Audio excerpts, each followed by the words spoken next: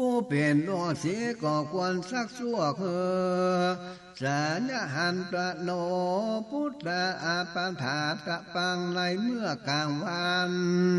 เย็นเปิงตักน้ำหืออาเพื่อแก่อาจารย์ดีลีอันนี้เรียกว่าเป็นวัดแก่ลูกศิษย์ผู้เป็นคนคือหัดปฏิบัติแก่อาจารย์ทั้งหลายบุกอันอยู่ในคาวาสในสวดาลาศีลอันนี้และอันเป็นครบทวนสี่เองกาอากาชูกังกาเลอุปันตาญาถาสัปังในกาละเมื่อเปียที่เกิดมีแก่อาจารย์แห่งตนดังอันก็เปิงโอปานหากรักษาด้วยดีอันนี้เป็นวัดปฏิบัติอันทวนหาและปัจจีป้าจิมโตโลปิเสวาสิกะวันตังตะปังแม่นวันนักบวชอันเรียนธรรมก็เปิงกันทำพันอันเทวชีกาวัดดังมวลแก่อาจารย์โตนทานสิงคาโบสอันพระพุทธเจ้าหัดตั้งไว้ในดินให้นั้นทุกอันเหตุดังอันพระพุทธเจ้าจึงจักเทศนาว่าปาลิจาญะดังนี้สัจจังกับเปียละบันทัดเนอันหนึ่งลูกศิษย์ควรเป็นกุลแก่อาจารย์นั้นเรียนสวดละศีลโดยกาลวะทาฐานังก็เหตุตัวอธิบายว่ามักว่าคนขาและพุง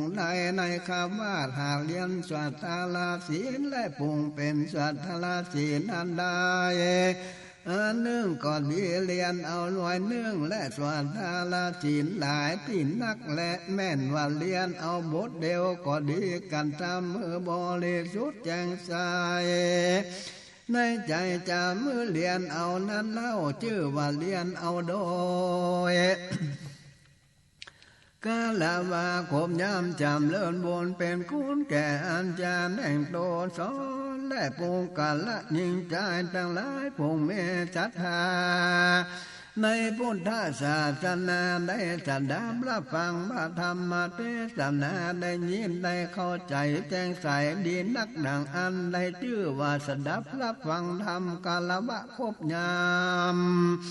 เมื่อสดับรับฟังพระธรรมก็บ่ยินเข้าใจบ่แจ้งก่อนใจแก่ใจบ่ยินโล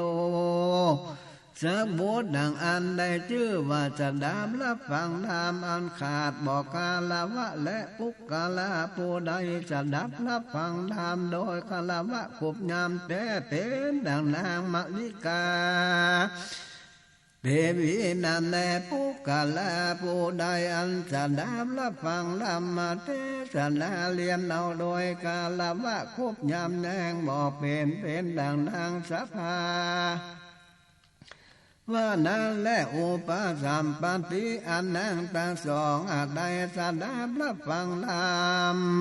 เรียนธรรมนั้นเล่าเพิ่งรู้มาในคัมภีร์ธรรมปัจจะอันดังนี้และดังได้ยินมายังมีในบันหนึ่งพัญญาโกศลลาดเข้าไปสู่สำนักพระพุทธเจ้าได้กล่าวว่าข้าแด่พระพุทธเจ้ากล่าวว่านางมาริกา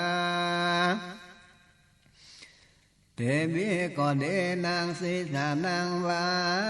สาขันติญาก็เดและนางทั้งสองก็มักเบิ่งสดับรับฟังธรรมพระพุทธเจ้ากับดังเจ้าเปกุดังลายอาลอยโตนเมื่อขึ้นเมื่อสู่เรือนตูคามบทุกเมื่อและจุงเทศนาธรรมแก่นางทั้งสองเถอะพระพุทธเจ้ากล่าวว่าดูกาลามาลาจะอ่านว่านางจงจำเลินในฐานะที่นี้จึงเดียวพระพุทธเจ้าทั้งหลายก็บอกหอนมีและพระพุทธเจ้ากล่าวสันนิปัญญากล่าวว่าข้าแด่พระพุทธเจ้าปีและนี้ดังอันพระพุทธเจ้าจงภิกขุตนใดตนหนึ่งไปเตะว่าอัน เมื่อพระพุทธเจ้าก็ไปว่าก็ไว้ยังกรรมภาระแห่งเจ้าอนันตเถน คือเมื่ออันแรกแต่นั้นไปนั้นเจ้าอนันตเทนก่อนเทียนย่อมเพื่อเทศนาธรรมสั่งสอนอย่างนางทั้งสองจุวันแล้วยังมีในวันหนึ่งพระพุทธเจ้าถามอนันตว่าดังนี้ดูกาลาอนันตดังทั้งสองคือว่านางมาเลกาและนางวาสาคัตติญะนั้นได้จัดดาบรับฟังพระธรรมเทศนาเรียนธรรมโดยกาลวะกบยำอันจะลือเจ้าอนันตกล่าวว่าข้าแก่พระโพธิเจ้านางมาลิกานั้นจะได้รับฟังธรรมโดยคารวะคบยำมักนักนาส่วนบันนางปัญญาผู้ชื่อว่าสัพพาคติญาผู้เป็นญาติแห่งพระโพธิเจ้านั้นบ่จะได้รับฟังเลียนถามเอาโดยคมยอมสั่งสักอันพระพุทธเจ้ากล่าวว่าดูแลอนันตชื่ออันว่าธรรมตถาคตเทศนาอันเป็นอันหาพระผลบ่ได้แก่ปุกกาลาผู้บ่อนสำดับรับฟังพระธรรมเทศนาอันบอกครบญาณนั้นและธรรมเทศนาอันพระตถาคตเทศนานั้นเต้ามีพละอานิสงส์ปุกกาลาผู้ใดสดับรับฟังเรียนเท่าธรรมดังอันโดยครบญาณนั้นพระพุทธเจ้าก่อนจะเทศนาดังอันหนึ่งและจริงกล่าวคาถาสองอ่านว่าดังนี้ญาณธาปิโลจิลังอุปวันนางวันตะกันทะกังอุปสิกตังโหสิตันทาวันจะลังอุปสุกันหานังภาสิตังวาจา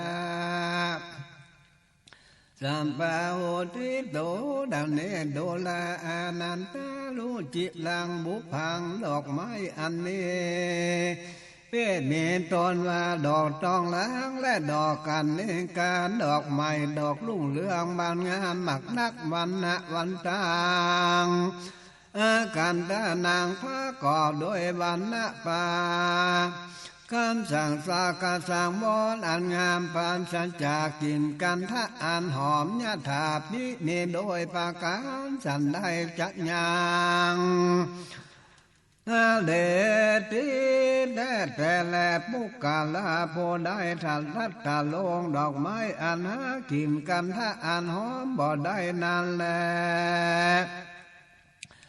นาสิจาเลเลกาที่เกี่ยนกันถ้าอ่านหอมก็บันสลาไปในโตแห่งผู้กะละโพนั้นโดยประการดันนี้และเอวังสุภาษิตาวันจานดันทาการตะกล่าวกันเลดีนักคือว่าปิทังกะตังสามอันดาลาปาลาบ่ได้กุมบานันโตปุกกาลาปูบังกันตามมันมักว่าบ่ครบยามนั่นแหละเอวังโอนติก็เป็นดังเกียนกันถ้าอ่านหอมสลาไปในตูนแห่งปุกกาลาอันทันลงดัดอย่างดอกไม้อานากินกันทะบ่ได้นั้นและโดลาอานันตะลุจิลังบุพังดอกไม้อันหลงเหลืองบานงามวันหน้าวันตังสุกันนางอันว่ามีมันนะสมปาสปานันงามมีเกณฑ์อันหอมเห็นพระเปเป็นต้นดังดอกนิลาบนเตสร้างกันทะพลังตีกันละอันว่าดอกไม้ต่างหลายพวกนั้นก่อนสลาไปในโตแห่งคนต่างหลายพวงตัดทะลงนานญาถาปิก็มีโดยพระการสันใดวังสุภาทิตากรรมกุตถากันทะกล่าวดีนักเมื่อว่าปิฎกะตังสามพระลาโหติภาสกุลพาโตอันเป็นกันโดยอานิสงส์อันมานักแก่ปุงกาละโพอันกันตามโดยสิ่งมีตนว่าจะดับรับฟังโดย อันขบยามเนวังตัทธา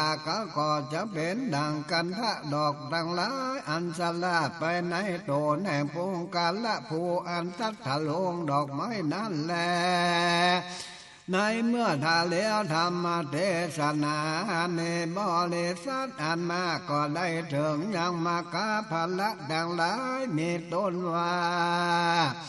ส่วนตาบติปะละในธรรมปัตตะอันนี้พระพุทธเจ้าได้สำแดงนางอานิสงส์แห่งผู้กาละผู้ได้สดับรับฟังธรรมเทศนา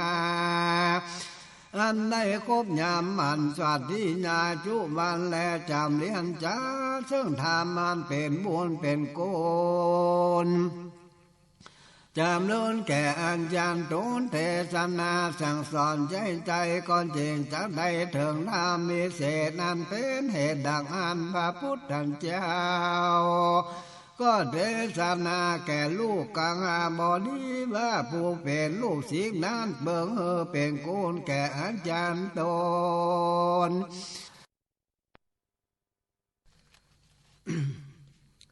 อันสั่งสอนโดยกาลาวะโคมยามว่าดังนี้อิเมโคข้าปฏิบุญตาปัญจหินทาเนนิอันเตสิกาตังกินา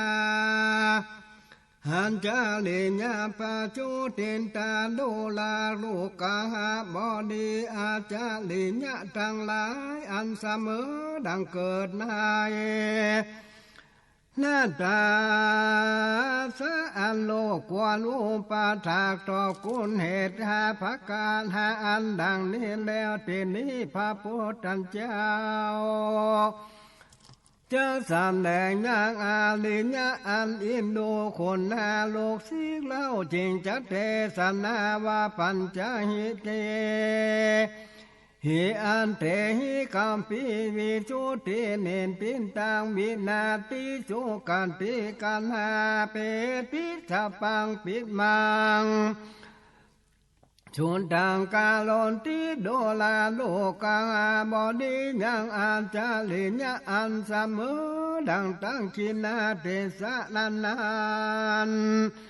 ลูกเสียงหากอุปาทากตอบคนก็เป็นดังกล่าวไปลังมาจุอันและชุวานาติมิตังวันเน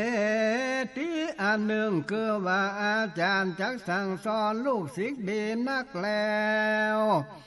โดยคำว่าดังนี้เอวันเตนิสิปิตะปังจงหน้าจงนั่งสันนี้จงยืนสันนี้จงย่างสันนี้จงเตียวไปสันนี้เอวังโค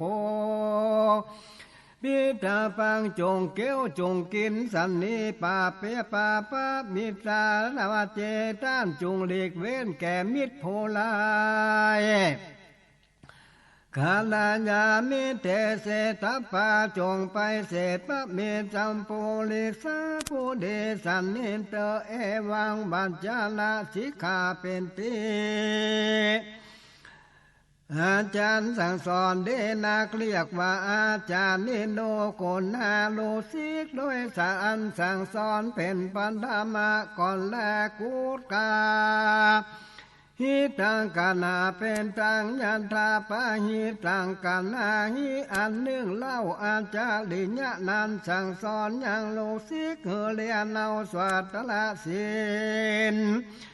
อันนั้นโดยเดียนเอาดีนักและดังเลือนันจาแต่แลลูกเรียนแล้วจำเอาเข้าใจแจ้งแก่ใจโดยภาการสันได้อาเจลิญาก็ควรละทางหาปะเพียนจานะแล้วสำแดงประโยคคือว่าจำมันนะคือว่าเฮือเรียนเอาโดยอันเรียนและดีนักอันนี้เรียกว่าอาจารย์อันคุณหาลูกศิษย์โดยอันมีเรียนสวัตลาสินเป็นตุติยะอันดวนสองและสัพพาพิสีปังยุตังมะสักขานิโนพระวันที่อันหนึ่งเล่าอาจารย์ควรจักบอกกล่าวยังกำปีคือว่าสวนดาลาสิน สีป่าเปตทั้งมวลแก่โลกสีแข่งโตปาการอย่างเฮอเศษสลออันมีเป็นทัตติญาอันทวนสามมิตาปัจเจโสปาทิตินตาเป็นติมหากังอันเตวิสิโกสุโตอันหนึ่งเล่าอาจารย์ควรตรังไว้ยังโลกสิกต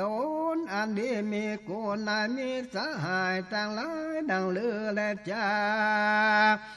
อาจารย์ควรกล่าวกัดจินตนาย่อยังกุลแห่งโลกสิกตนอันมีกุลมีพระญาว่าดังนี้ลูกศิษย์แห่งเราโดนนี้องอาจได้สูตรได้เรียนก็มากนักเสมอดังเล่าดีลีและเจ้าทั้งหลายจงหมายไว้เถิดอาจารย์เจ้าอันจะกล่าวคิดดานายอยังกูลลูกศิษย์ดังนี้ชื่อว่าตั้งไว้ยังกูลลูกศิษย์ในมิตรสหายมันมารู้ยังกุลโลสีตนเป็นดวงสีดังนี้ก่อนและทินสาผู้สุปาลิตังนาคาโลนที่อันหนึ่งเล่าอาจารย์กันตามลักลูกศิษย์ต่างหลา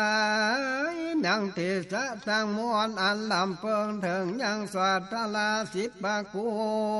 ลทั้งหลาย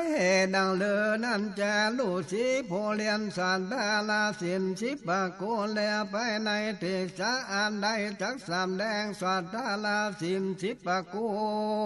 ล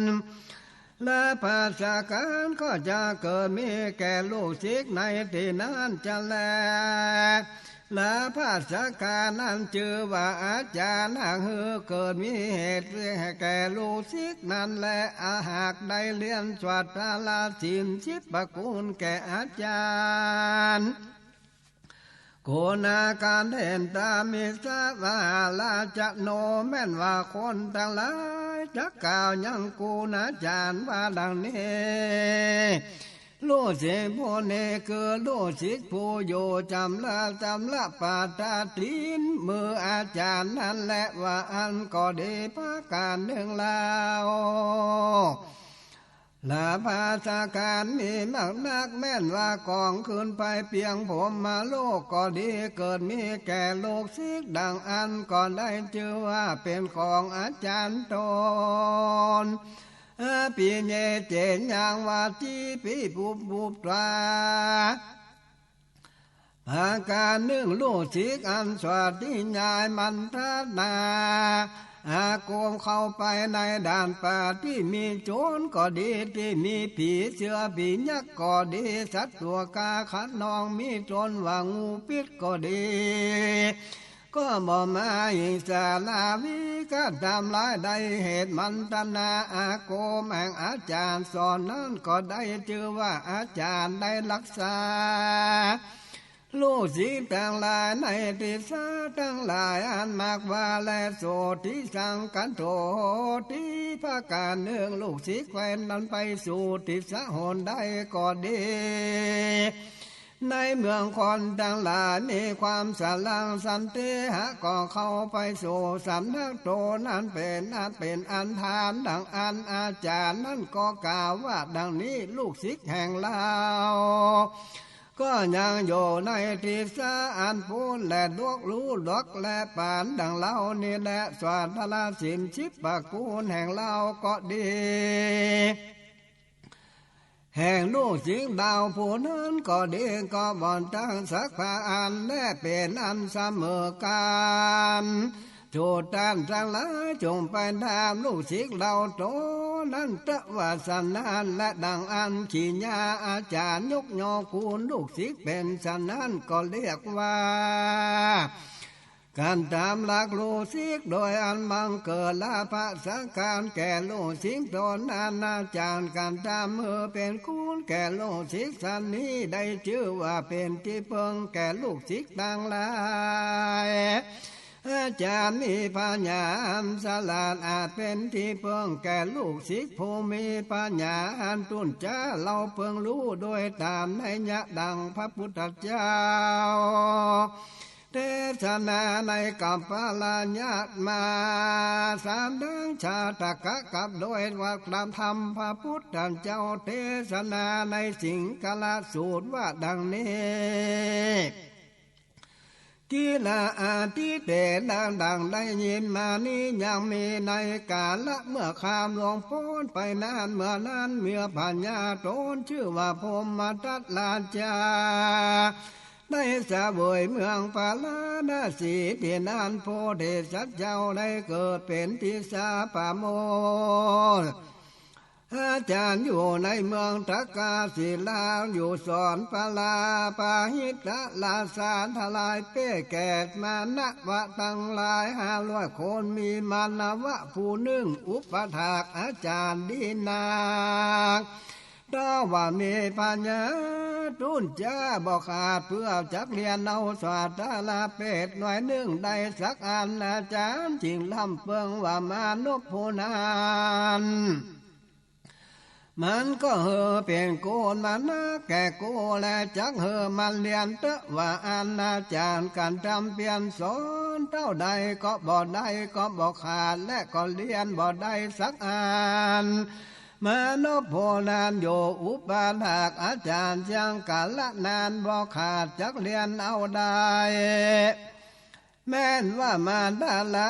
ตัวหนึ่งก็บ่ได้สักอันมันยิ้มเป็นอันขัดสันโดยกายนักหญิงอำลาอาจารย์ด้วยคำว่าข้าขอเมืองหาพ่อแม่ญาติกาพี่น้องแห่งข้าในเมืองปาลาณสีพ้นจะและว่าอันที่นั้นอาจารย์ก็คาเนงใจว่าดังนี้มานพผู้นี้เป็นผู้มีกูนั้นมักนักดีเลยกูก็พาดานายังภาวะอันมีมันมีพระญาลูกทุกอันมันหากบ่รู้จันนี้โดยแต่กูก็ดีก่อนจักการตามมือเป็นกูแก่มานพผู้นี้เตะกูจักสั่งสอนยังมนกันหากรมอันวิเศษแก่มันเฮอใดพอเลี้ยงชีวิตเตออาจารย์ว่าคันนิ่งดังวันนี้แล้วว่าอันก่อนชวนมานพผู้นั้นเข้าไปสู่ป่าที่สั่งงานหนึ่งแล้วก็เรียนเอามนอาคมดังนี้โดยคำว่าสัทเทคะเทสีขาเถสีกิ่งกาลนาคาเสหิอาหังปิดังนาจานามิดังนี้มันก็ส่วนที่ง่ายคือว่าเรียนเอาว่าหลายเตื้อหลายทีมากกว่าหลายเตื้อจริงจักใดมันบ่หอนจักลืมเสียดังอ่านก็จริงของอันจักกินในหนทางแล้วก็ส่งเมื่ออันและมานพผู้นั้นเต้ามันรู้บทเดียวนั้นก็มาอยู่ในเมืองปาลาณสีอันแลในกาละนั้นปัญญาปาลาณสีทนมีธรรมอันบ่ลำเพิงเลอรู้ยังโตแทงโตนั้นพิจักอันปัญญาจริงกันนิ่งใจว่าดังนี้อันว่าโตแทงตนนี้บ่อนพาโคแก่นตนยอมพาโคแก่นต้านผู้อื่นได้ควรจักเฮือไปพิจารณาดูรู้ยังโตแทงตนว่าอันแล้วปัญญาก็ออกไปโดยเหตุอันบ่พาโคสักอันเมื่อยามข้ามนั้นแล้วก่อนเดินเอี่ยวไปในละแวกบ้านเรือนแห่งคนทั้งหลายเพื่อว่าจะฟังกรรมรหัสอันลายอันดีแห่งคนทั้งหลายนั่นแหละในขณะยามนั้นโจรทั้งหลายก็ขุดมุขอุโมงค์เป็นดูดำดินอยู่ในละแวกเรือนแล้วก็เข้าไปสู่เรือนทั้งสองคือว่าเรือนแห่งมนุษย์ผู้รู้สัทธาสินนานโดยจองดูดันดูดินเดียวและปัญญาตนนั้นก็วันหันล้วนดับลับลีดาดังลิมเดือนแล้วก็เล่งโดนโจรทั้งหลายผู้นั้นในเมื่อโจรทั้งหลายผู้นั้นเข้าไปในเดือนแล้วเจ้าเอาเข้าของเงินคำดังอันมานพผู้นั้นก็จะดุ้งตื่นแล้วก็สวัสดาสวัสดิญายโมนอันนั้นโจรทั้งหลาย อันได้ยินเสียงอย่างสวัสดาลาสวัสดียายโมนอันนั้นเขาก็ยิ้มกลัวเมื่อนักเหตุเตจะโมนอันนั้นเขาก็รั่วสะวางเสียและสิ่งมีตนว่าพาสบายแล้วก็เอาการและหนีไปเสียงวันนั้นพญาหันโจร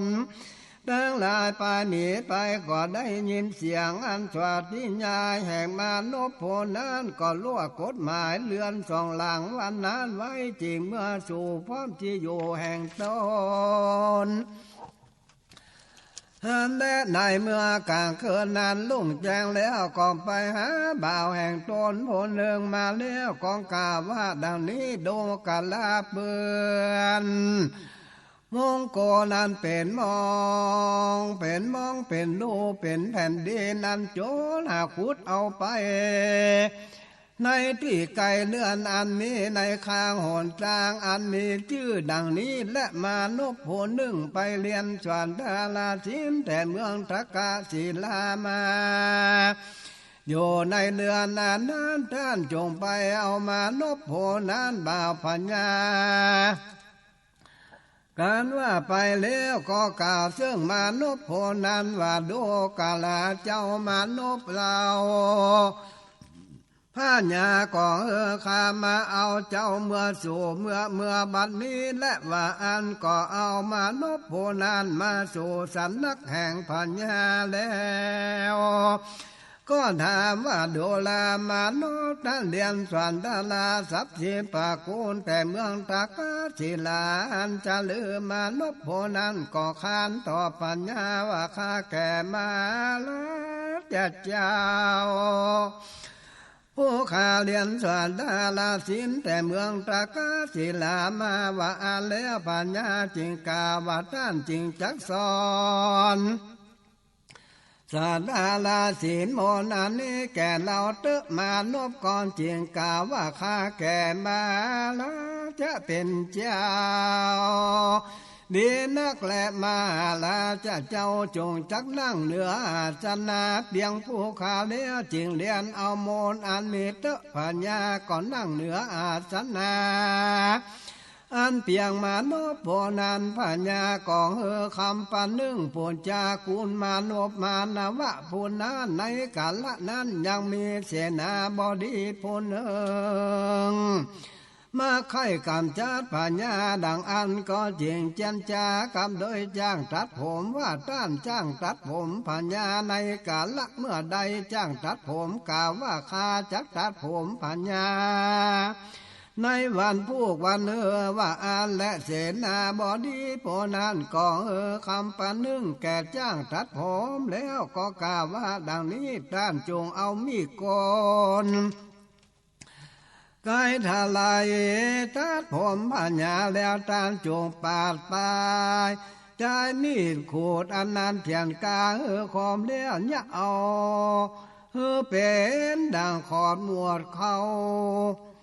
แล้วนั่นแหละจะจูงตัดคอปัญญาเสียเตอะด้านก่อนจะได้เป็นเสนาบดีผู้ใหญ่เล่าก็จะได้เป็นปัญญาแทนจะแล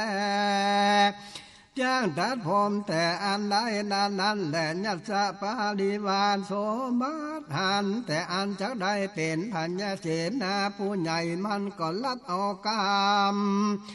อันนั้นว่าดีเดแล้วเมื่อถึงวันอันจังตัดผมขูดหนวดปัญญาแต่มันก็เอามีกันใจเข้าไปหาปัญญาแต่กันว่ามันตัดผมปัญญาแล้วมันก็ใจปานป่ายมีขูดคมดีแล้วก็ขูดแต่ที่สุดหากหน้าผากแดนตีนผมอันนั้นมันก็แสดงอย่าเป็นดังมีขูดหลุดลันเสียนั่นแหละมันก็ยืนอยู่ที่หนึ่งสามสามีขูดอันนั้นคอมแล้วจักเครื่องใจกูจะตัดคอปัญญาตัวนี้เสียขาดในกาลบันนี้แล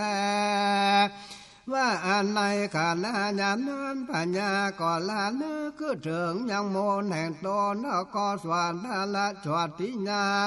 ยโมนอันนั้นโดยคำว่ากาเทสีกิ่งกัลนาเศรษฐี ปีนตังจานามิดังนี้จ้างตัดผมก็บ่อาจเพื่อวันจัดตัดคอปัญญาได้แล่เหงื่อก็ไหลออกมาแต่ตัวมันมากนักมันก็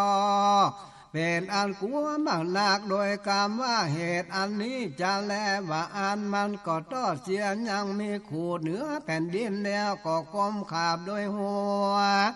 แต่ตีแน่งแผ่นยาชื่ออันว่าเท้าปัญญาต่างหลายมีปัญญาอันสลาดนักเป็นดังปัญญาอันนี้ดูแลจ้างตัดผมเมืองใส่ใจว่าเมื่อกูจักหากูบ่รู้เมืองว่าอันจะเลือจ้างตัดผมกูแต่ภัยอันจัดใจก็ขอเจเวซึ่งปัญญาเมื่อนานปัญญาก็กาว่าเราบอกขาดต้านและท่านอย่าควรตายเถอะว่าอันเต้าว่าบอกแก่เราโดยตามันมีว่าอันเตอะเมื่อนานจ้างตัดผมจริงบอกโดย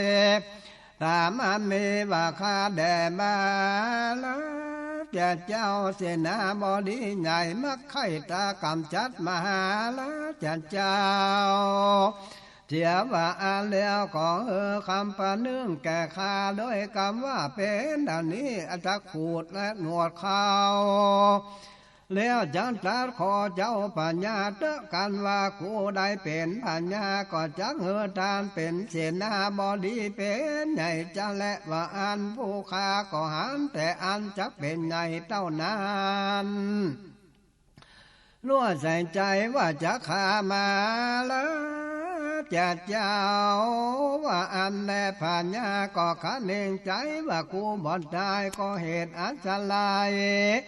ซึ่งอาจารย์ผู้มนแก่โขและปัญญาก็ขับเสนาผู้ร้ายนั้นออกมาออกหนีแล้วก็ไปเอาอาจารย์ผู้มนแก่นตนนั้นมาแล้วก็กล่าวว่าพระอังกาศเราละจะอาสาไหลเชื่องการอาจารย์ก็จริงจะได้มีชีวิตได้ดีลีแลว่าอ่านแล้วก็กันทำสังกาลาปุญญาอ่านมานะแก่มานาวะโพนั้นก็ฐานะตลันตลาดวิเศษอันเป็นเสนาที่บดีผู้ใหญ่แก่มานาวะผู้นั้นหันและมานาวะผู้นั้นได้เป็นเสนาผู้ใหญ่แล้วก็ละนึกถึงยังกูนาจารแห่งตนโดยคำว่ายัสสาสัมปัตติอันมากนักอันกูได้นี้ก็หาเป็นอาจาริญะอันอาจารย์สอนแก่กูและบัดว่าอันวันก็ใจคนไปป่าเป็นบ่าวแห่งตนเอาเข้าของเงินคำเกี่ยวแบนมุกดาพาผ่อนต้นจันเป็นของจำเลินใจไปแก่ติปา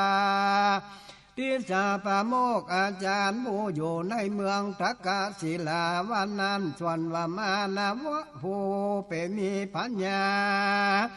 อันตุนจะเต้ามาถ้าละรู้บทเดียวนั้นและก็เป็นเสนาพญาปาลานาสีวันนั้นก็คือว่าเจ้าจุลวันทากะเถนในกาลบันนี้และพญาปาลานาสีตนอันอามาบังคับว่าจ้างจ้างตัดผมเอามีขูดตัดคอเสียว่าโดยเตจะอันพญาสวัสดิญาโมนั้นดังอ่านจ้างตัดผมลวดคาบ่ได้วันนั้นคือเจ้าอานันทเถรในกาลบันนี้แดดทิพว่าโมฆะอาจารย์ผู้ที่เหือที่ลำเปิงก็ได้ย้อนแก่มานาวะภูมิพระญาณตุนจ้าอันเป็นอเนกอเนชิกาแห่งตนคือว่าโดนโกตัดากาตาโดนเป็นที่จังที่เปิ้งแก่คนและเทวดาทั้งหลายในกาลบัดนี้แลในจาทกะอเนปาพุทธเจ้าได้สำแดงอย่างอาจารย์นั้นอินดูคนนาลูกศิษย์โดยเหตุหาประการนั้นมีเมตตาเป็นผู้ปาสาวะอันหนึ่งดีแน่แล มีปัญญาอันฉลาดอาจเฮือลูกศิษย์ได้เรียน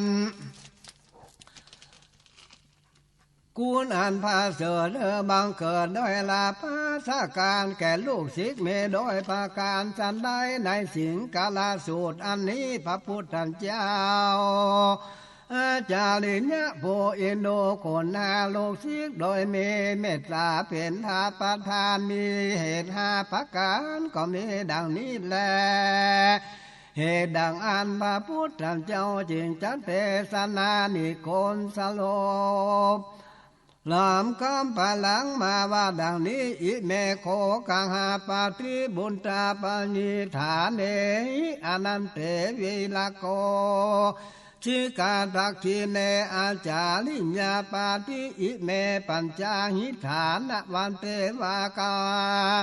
อนุกรรมปันนาติโดลาลูกาบดีอาจารย์ผู้อ่านเสมอดังตักขีนา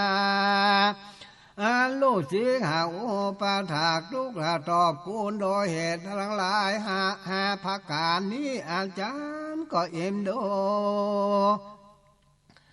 กูนาลูกศิษย์โดยเหตุหาอันดังกล่าวมานี้และเอวะมัสสะเอสาตาขีนาติงจาปานาติเสมาขับปะเกปะติปัญญาจักขินาสีอันว่าอาจารย์ได้ข้าหัดผู้ดีมีปัญญากลางบางไว้เป็นอันคาเสมบ่มีปัญญาอธิบายมักว่าเป็นสันนิปัญญาอันใดอันควรแก่จักขินาทิสาปัญญาอันนั้นก็บ่มาได้บ่มาไกลได้ในเมื่อลูกศิษย์การทำปฏิบัติแก่ปฏิบัติผิดและกางหาทะวินัยดังอันภัยยะก็มาถึงคนทั้งหลายเพิ่งเฮอลูกศิษย์ว่าดังนี้ลูกศิษย์ผู้นี้บอดีเป็นดังอาจารย์และที่ว่าอันในเมื่ออาจารย์การทำผิดกางหาวินัยดังอันภัยยะก็มาถึงคนทั้งหลายก็เพิ่งทิเตียนอาจารย์ผู้สอนลูกศิษย์นี้บอดีและในเมื่อกูบุคคลบุคคลาทั้งสองคือลูกศิษย์และอาจารย์บอกกับตามกหาทะบวินัยดังอันภัยยะก็จักมาถึงทั้งสองคนทั้งหลายก็จะตีเตียนแต่คนทั้งสองนั้นเมื่อพุกกาละทั้งสองกันจำตามกหาวินัยแล้วภัยยะทั้งหลาย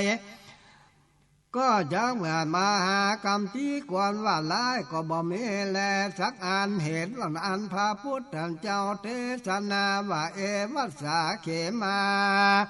อาปาปัญญาว่าอันแล้วพระพุทธเจ้ากล่าวว่าดังนี้โดลาลูกศิษย์ครูกหบดีพ่อแห่งตานบ่สงสัยว่าเฮือท่านไว้ทักขินาและอันโลกหากสมมุติว่าติสะหนไตนั้นแต่พ่อแม่แห่งตานได้สั่งไว้ว่าเฮือทักขินานั้นสันนั้นปุกกาลาผู้ใดได้เรียนสวดตาลาศีลผงอันเป็นปาริตัตตาสวดตาลาศีลในสำนักแห่งอาจารย์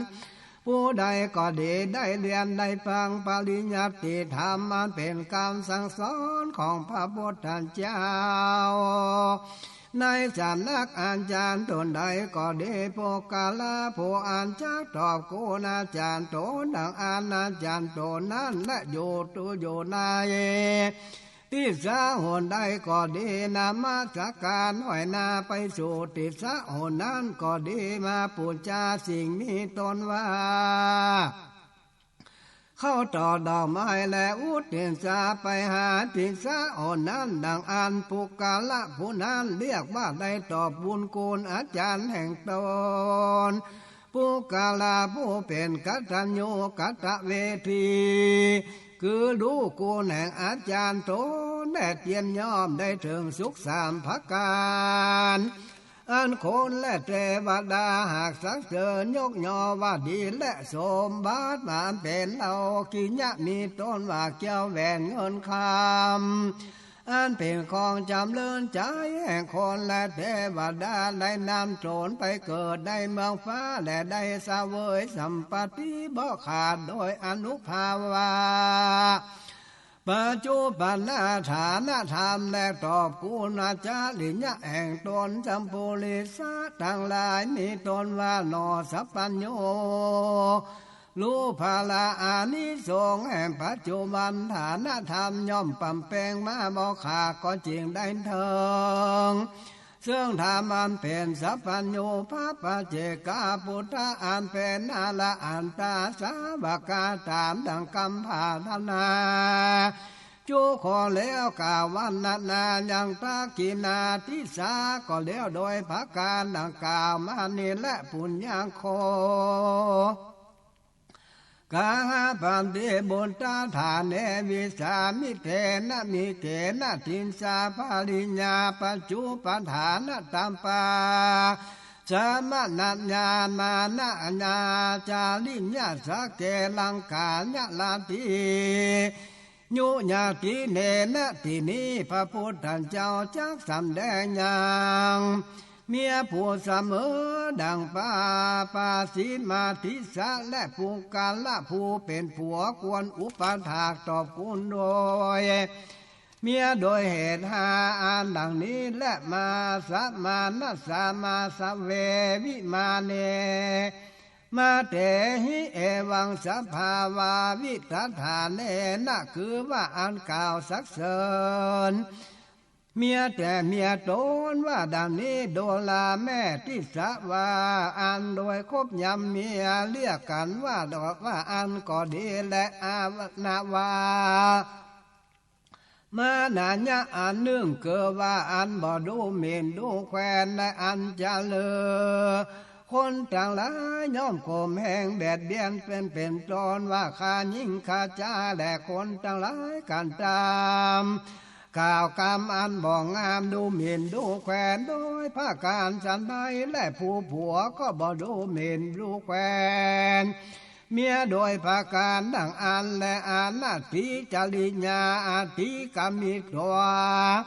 การทากันเนนะอันหนึ่งคือว่าบ่ล่วงใจเมียโดยสัมมันทละบ่ได้กันตามกับด้วยหญิงผู้อื่นผู้เป็นผัวกันตามสันนี้ชื่อว่านาทิจริญะว่าบ่ล่วงใจเมียแลผู้เป็นผัวกันตามแลด้วยผู้หญิงอันอื่นดังอันชื่อว่าล่วงใจเมียและอิจฉริญญาโมสักเกนะอันโดยอิจริญญาอันเป็นใหญ่แก่เมียนตนและอิทธิโยหิมหาลันเตกันตานทะเนวันเตและแท้โดยมีแท้และผู้หญิงทั้งหลายแม่นว่าได้เครื่องประดับแปลงกาเสมอดังเครื่องประดับอันแล้วชื่อว่ามหาราชาธนาปาสัชนะอันเป็นเครื่องประดับณวิสาขา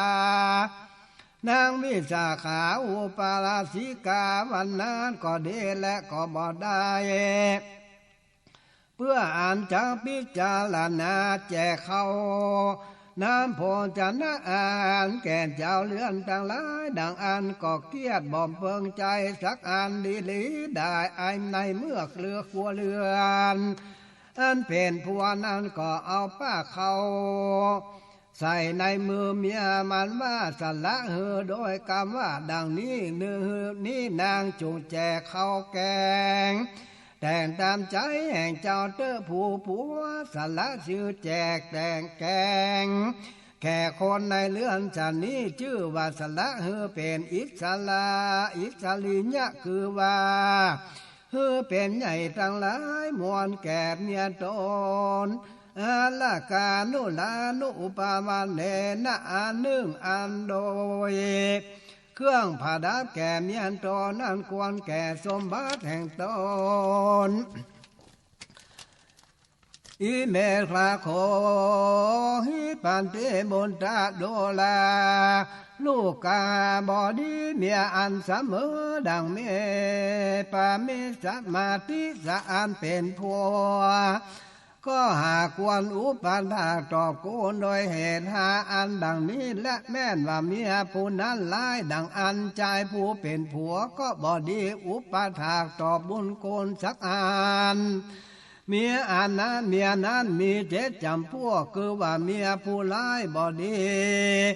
นั้นมีสามจำพวกเมียผู้ดีเป็นเกี่ยว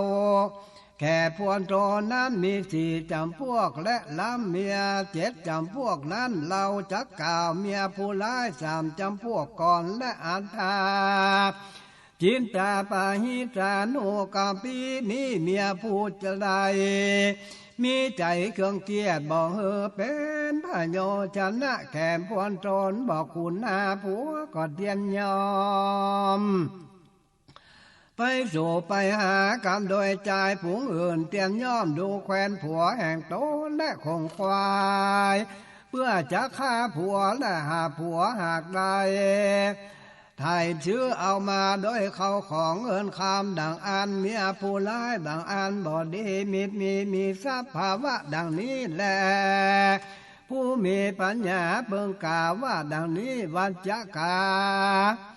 พาลิญาว่าเป็นเมียเสมอดังคาเสือกจำพวงหนึ่งและยังอิทธิญาวันตาที่สามิโกธรรมังสาปิจินางวันพระนางเมียผู้จัดลาจำพวกหนึ่งเล่าดังนี้ใจผู้เป็นผัวมันได้เข้าของอันใดนอแม่นน้อยหนึ่งก็ดีมันมากก็ดีคือได้โดยศาสตราศีลก็ได้การตามไล่นากาขายดูตกแต่งการอันอื่นกว่าอันใดนั้นก็ดีและนี่ดังอันเมียผู้ใดเตียนย่อมมักลักเอาเข้าของไปใจเมียผู้ลายอันมีสภาวะดังนี้แหละผู้มีปัญญากล่าวว่าโจริญาจาริญาเป็นเมียเสมอดังโจรจำพวกเนื่องแหลกอากรรมวาจากามาอาลาสามหาข้าลาเมียผู้ลาจำพวกหนึ่งมีดังนี้เมียผู้ใดมีประกาศปีอันมักขานบองการจำการบ้านการเลื่อนยอมหอมยับและนอนหลับเลิกลูกกินอาหารมีดังอันเป็นผู้หญิงอันหยาดจ้ากาขาน้องปากอยากกลางแข็งมีกรรมอันร้ายนักแหลดเตียนย่อมลุกโลนผัวเล่าผาโจรแพ้ผัวมักถามอันมักเมียผู้ร้ายมิติชามีสภาวะสันนี้ผู้เมพระญาเพิ่งกล่าวว่าเมียอันใหญ่ญะปาสาลิลาญาว่าเป็นเมียเสมอดังเจ้านายแก่พวนโตและจำพวกหนึ่งเมียร้ายก็บอดีมีสามจำพวกคือว่าเมียผู้อันเสมอดังคาเสือก็ดีอันเสมอดังโจรนั้นก็ดีเมียเสมอดังเจ้านายแก่พวนโตนก็ดีใจผู้เป็นผัวนั้นบอกควรอุปถากรักษาไว้เปิงหลีกเปิงเว้นเสียนแต่ไกลแต่ดีลีใจผู้ใดเมียผู้ลายสามจำพวกนี้ผู้หนึ่งดังอ่านก็ดีแม่นว่ามีเข้าของและเป็นดีมาเต่าใดก็ดีก็จังสิหายวายดีลีได้พูนใจผู้ใดได้เมียผู้ดีสี่จำพวกแม่นว่าทุกลายเข็นใจเต่าใดก็ดีก็จักสมในทีเป็นดีแล้วได้ยิ่งผู้ใดและได้ผัวผู้ใดก็ย่อมจักสิหายการได้ผัวผู้ดีก็จักมีสมฤทธิมีเขาของมีสมบัติเป็นอันมาทุกเมื่อได้พูนใจผู้เป็นผัวก็ร้ายกันมาแก่กันก่อนช่ำยิ่งร้ายกว่าเก่าและจักสิมหายแควนอันมากใจผัวมีศีลอันดีเป็นผู้เป็นเมียก็มีศีลมีอันดีดังอันก็ยิ่งจำเลินยิ่งนักกว่าเก่ายิ่งดีเลยและเมียผู้ร้ายบ่ดีหาศีลหาธรรมบ่ได้ในตัว แม่นผัวมีศีลมีธรรมการจำเจ้าใดก็ดีมันก่อนยังรักผัวไปการจำเล่นจู้สู่ผู้ชายผู้อื่นจากพวนตนผู้มีปัญญาก็เพิ่งจักละเพิ่งจักมาเตียมยังโจลาปัตตาจันทกาเพื่อจักสาธกาไว้แก่เจ้าในที่นี้และดังได้ยินมานี้ในกาละเมื่อข้ามลวงพ้นไปแล้วเมื่อปัญญาพมทัตถลาจากามาคาสัตยังสเวยราชสัมปติในเมืองราจากาบดีปาลานาสีวันนันโพเทสัจเจ้าได้เกิดในท้องแห่งนางมากะมาเหสีเทวีแห่งปัญญาพมทัตในเมื่อโพเทสัจเจ้าออกจากท้องแม่แล้วคนทั้งหลายก็ใส่ชื่อว่าปฐุมมากุมารเมื่อไปลนแต่นั้นน้องชายแห่งเจ้าปฐุมมากุมารก็มี6 คนเมื่อราชากุมารทั้ง6 โตนั้นได้ถึงวัยญะขึ้นใหญ่โดยลำดับก็ไปอยู่ในขาวาสอุปาถากพ่อพระญาโบมาตานตนพ่อจุวันในกาละวันนั้นยังมีในวันหนึ่งพญาโบมาตัดตนพ่อก็เด่นโดยังพ่อยังปานอกก็หานดูตนตั้ง7 คนเข้ามาอุปถากโดยญาสามอลิวานอ่านมากดังอ่านเป็นดังอ่านเกิดความโขงเขกเข่งขามกลัวลูกโดยกามว่าเขาปุ่งนี้ปาพร้อมกันมาจักมาคากูและเปิ้งว่าอันได้จักเอาสัมปติบ้านเมืองกูนี้จะและว่าอ่านเมื่อนั้นพญาเจ้าก็มาแล้วจะบุตรตั้ง7 คนนั้นมากาวาตาเธอดูแลลูกทั้งหลายสู่เจ้าทั้งหลายก็บอกควรจักอยู่กินในเมืองที่นี้สู่เจ้าทั้งหลายจนกันหนีไปอยู่ในเมืองอันอื่นนั้นเตอะเมื่อนั้นได้เมียนอายุทรงสังขารแห่งกูพ่อแล้วสู่เจ้าทั้งหลายจงจักมาเอาเมื่อเขาใต้เขาลงก่อนเสียงเสียแล้วก็บ่ได้กินข้าวน้ำอันใดสักอันเขาก็บ่อาจเพื่อว่าจะโอ้ความอยากการนั้นใดก่อนจากการว่าเราทั้งหลายยังมีชีวิตบ่ตายเมื่อไปโลดลาวทั้งหลายก็อาจจะได้เมื่อบ่อยากจะแลเราทั้งหลายก็จะฆ่าเมียเรานี้กินเตอะว่าอ่านเขาก่อนเจียนจากการสันนานและอิติปัญจมังสังกาลสากาลสุดดังนิติดังขีญาสังวันนายังธรรมสิงกาลกาสูตรผูกดวนหาก็บ่ละมัวก่อสังคมสมเลตเด